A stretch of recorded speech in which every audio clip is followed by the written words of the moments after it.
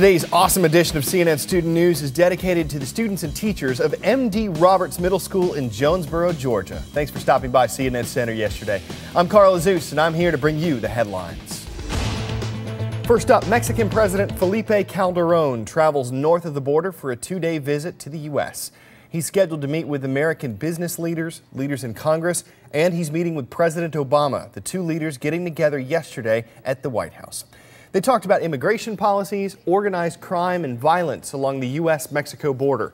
And of course, they discussed trade. Mexico is America's third largest trading partner, and it's the second largest market for American products that get sold outside the U.S.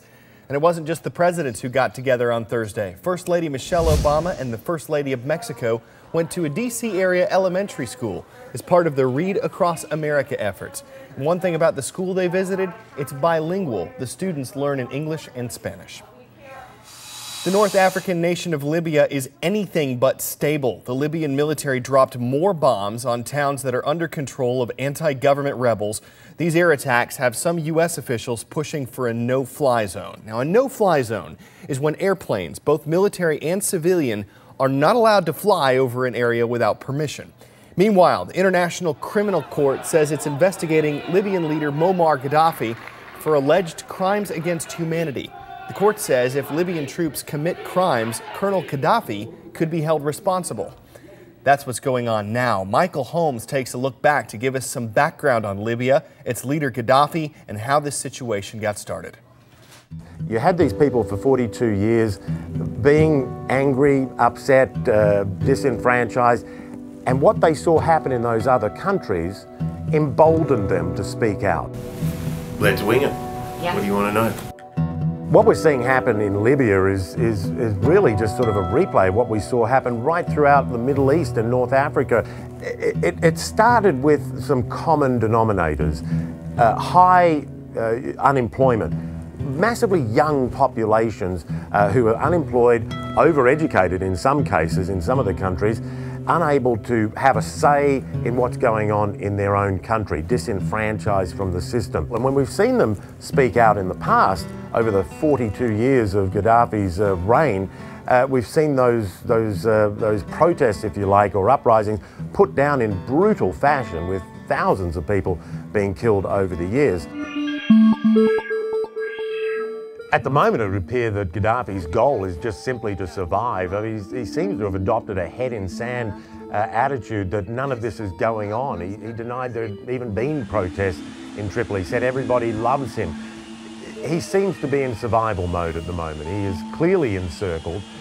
Clearly his future is not bright. The tribal nature of Libya can't be understated. It is, like a lot of the Middle East, very tribal. And he's been able to control the mood of the tribes, if you like, basically paying them off or threatening them. Gaddafi himself is from a very small tribe. He was born in a tent in the desert, but he's been able to, through patronage and fear, keep it under control. What we've seen lately is even the tribes starting to turn against him and say, well, we don't back him anymore. Saw that first in the East. We're now seeing that in parts of the West as well. The tribes turning against him has been very significant, as of course have been the defections from the military, when soldiers have basically switched sides. It's taken a lot of the sting out of his ability to strike back. What we have seen, though, he still can strike back. He's had jets bombing places in his own country. He's had soldiers on the street shooting at his own people.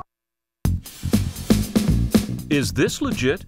The U.S. government releases the national unemployment rate once a month. Legit. And that report is coming out today.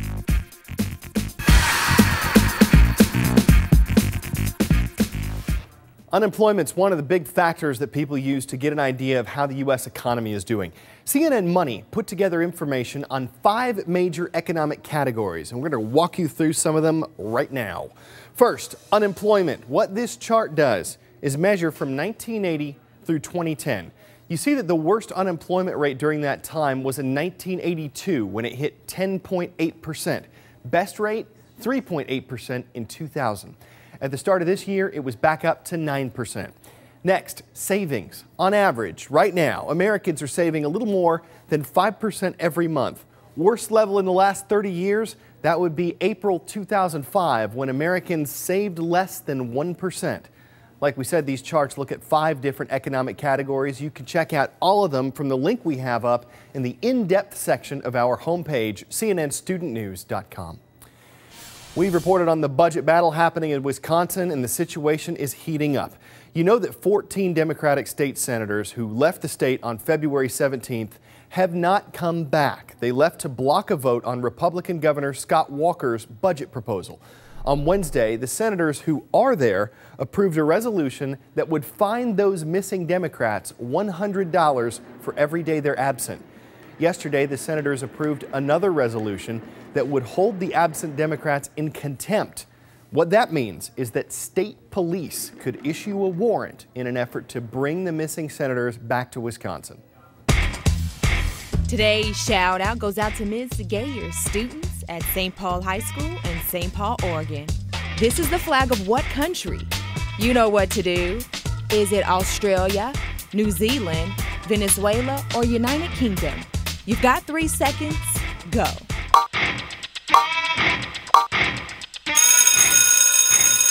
This is New Zealand's flag, whose 4 red stars distinguish it from Australia's 6 white ones. That's your answer, and that's your shout out.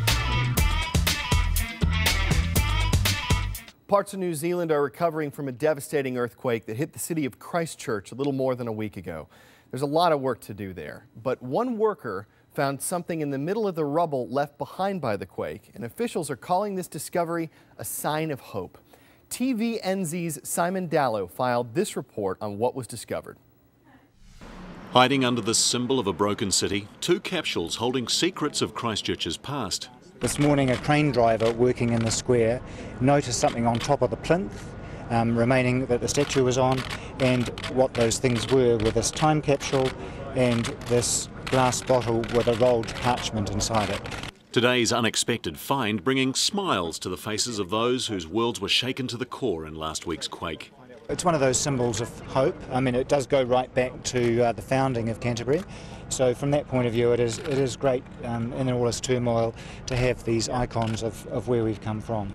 The statue hiding the city's secrets is of John Robert Godley, Christchurch's founder. I'm hoping there'll be some very interesting thoughts and visions in here, and to honour not just those who founded this place, but those who have given their lives as a result of this dreadful earthquake. The statue was erected in 1867 and badly damaged in the quake. Today the Mayor announced it'll be urgently repaired. The capsules are now at Canterbury Museum being carefully stabilised before a detailed examination begins on them. We think that in these 2 things are contained the vision of our forebears. We think that when we open these, we will gain an extra understanding of why they came here, why they wanted to be here, what was their hope, what was their vision, what was their goal. Understanding Christchurch's past as work begins towards rebuilding its future. All right, this story got us thinking, how would you represent your generation to someone in the future? It's sort of what we're asking in today's blog. If you were to build a time capsule, what is the one thing you would include in order to tell people about the time we live in? You can share your encapsulating ideas at cnnstudentnews.com. And before we go, you may think dancing's for the birds, and in this case, you're right. This is some serious headbanging. Check it out, synchronized head bobbing. The whole thing looks like a talon-tapping good time. We have to say, watching the people you're about to see, yeah, that's almost as funny as watching the bird. Just throw your hands in the air. Lady, I don't have hands, but I do have a righteous mohawk, and the bird knows how to get down. We don't think he has any set moves, though. He's just kind of winging it. You know what his favorite dance is? The funky chicken. And if he really likes a song, he'll ask you to put it on repeat. That's enough foul puns for now. Time for us to fly. One more thing, though. This pillow I occasionally like to toss at the camera. It was named at facebook.com/CNN Student News by someone named Latimer. He called it the closer, and here's why.